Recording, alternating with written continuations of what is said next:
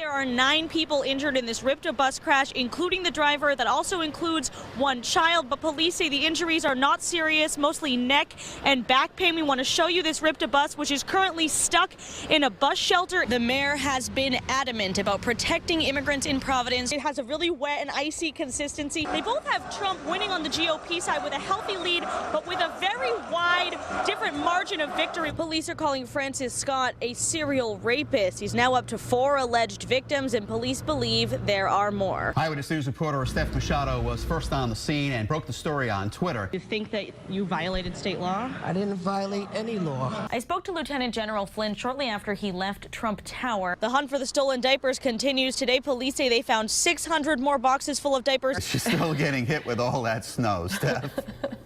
Yeah, I heard my colleague Kim Kalunian saying that the snow was letting up a little bit in Smithfield. That is not the case here in New Bedford. The mayor has been adamant about protecting immigrants in Providence from President Trump's policies. And tonight he shares with us part of the reason why, his family's own immigration story that began with his parents crossing the border, on which the president plans to build a wall.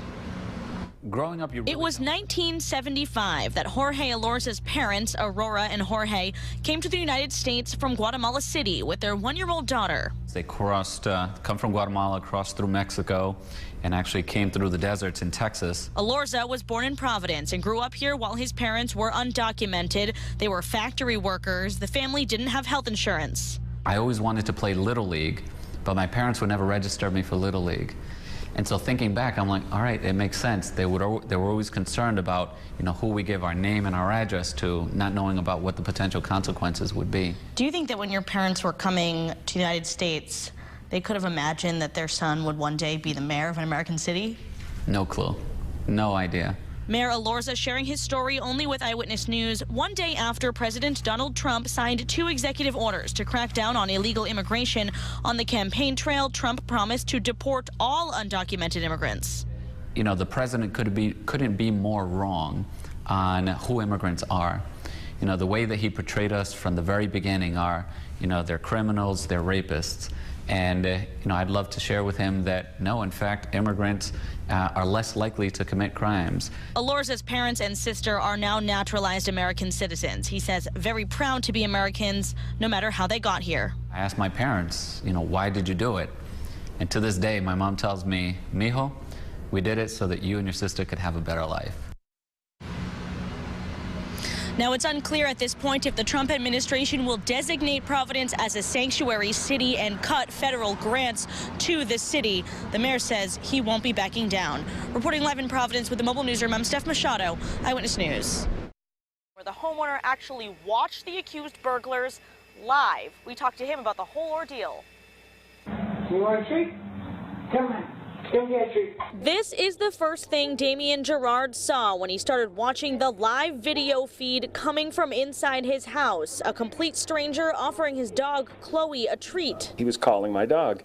My heart sank. Gerard watched in horror in real time as the man and an accomplice went upstairs. I rushed here while on the phone with 911. The video shows cops rush in. They run upstairs. We've slowed it down so you can see one of the men jump out the window. Police then come downstairs with 28-year-old Brian Chandonais in cuffs. And I saw the other guy running through my backyard, so I went after him. Police chased down and arrested the window jumper, 29-year-old Jay Birch. Gerard is now recovering from the frightening ordeal. They went through everything, my daughter's bedroom.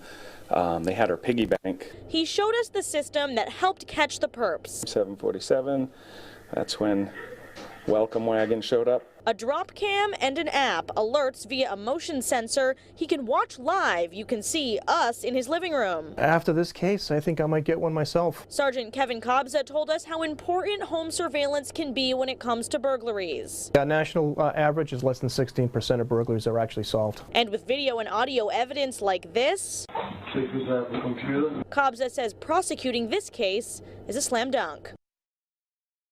He's actually very friendly. This is the 4-foot American alligator rescued from the destructive fire overnight in Providence. He seems to be just fine. The gator, about 1 or 2 years old, now dubbed Buddy, is being taken care of at Sabrina's Reptile Kingdom in Cumberland.